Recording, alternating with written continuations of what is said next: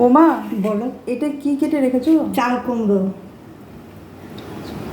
চাল কুমড়ো জিরি জিরি করে কাটা আছে? হ্যাঁ, আর ইলিশ মাছের মাথা দিয়ে রান্না করো।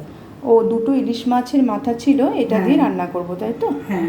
আচ্ছা, ঠিক আছে। কড়াইটা বসিয়ে দিয়েছি। চাল কুমড়োটা মা কেটে রেখেছিল, ওই জন্য খুব সুবিধা হলো। চাল কুমড়োটা কাটতে কিন্তু বেশ সময় লাগে। তো আমি কড়াইতে তেল দিয়ে, কড়াই গরম হয়ে এলে তেলটা আমি কিন্তু মাছের মাথা দুটো আর একবার করে ভেজে নেব। তেলটা প্রায় গরম হয়ে এসেছে, আর একটা লেজাও ছিল।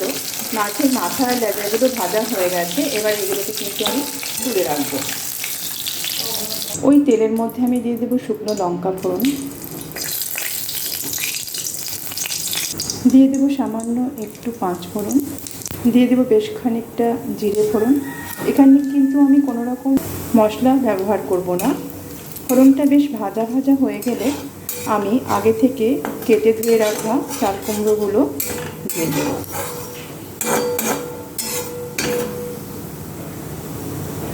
ফোড়নটা ভাজা হয়ে গেছে, আর জিরেরও সুন্দর ভাজার সেন্ট বেরিয়েছে। এখন আমি চাল কুমড়োগুলো দিয়ে দেবো।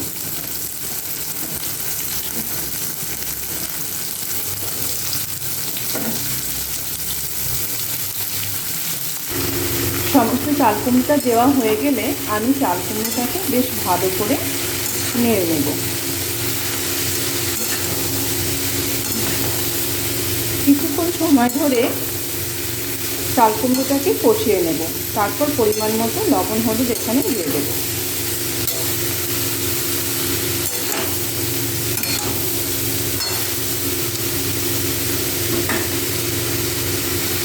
স্বাদ মতো লবণ দিয়ে দিচ্ছি,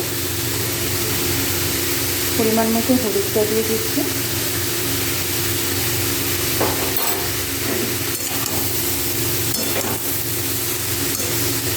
আর দিয়ে দেবো পরিমাণ মতো মিষ্টি। একটু মিষ্টি মিষ্টি করলে খেতে বেশ ভালো লাগে।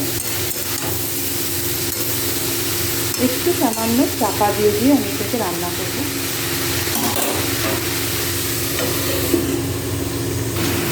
তারপর ঢাকনাটা খুলে আরও কিছুক্ষণ সময় আমি নেড়ে নেব। আর চাল কুমড়োতে বা লাউয়ে তো কোনো রকম জল ব্যবহার করতে লাগে না, তাই মাঝে মাঝে ঢাকা দিয়ে রান্না করলে এখান থেকে জলটা নিজের থেকে আসে। আবারও আমি আরেকবার ঢেকে নেব।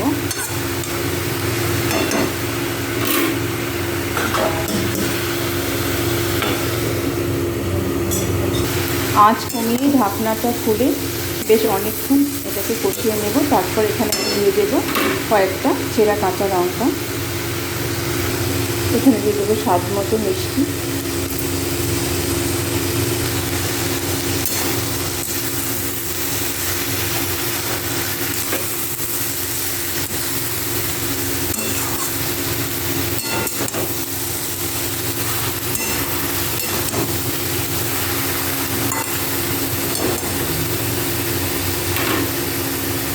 সিদ্ধটাই হয়ে এসেছে। এখন আমি মাছের মাথা দুটোকে দিয়ে দেবো।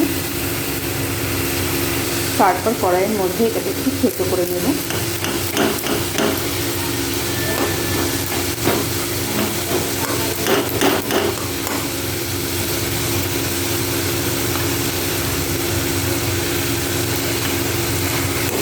যতটা বেশ ভালো করে মিশে যাবে ততটাই তরকারিটা খেতে স্বাদ হবে।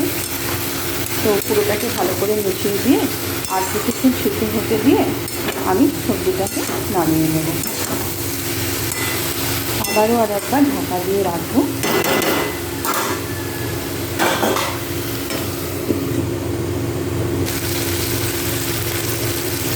মাছটি নামানোর সময় একটু মিষ্টি দিয়ে দিলাম, এরপর তরকারিটা নামিয়ে নেব।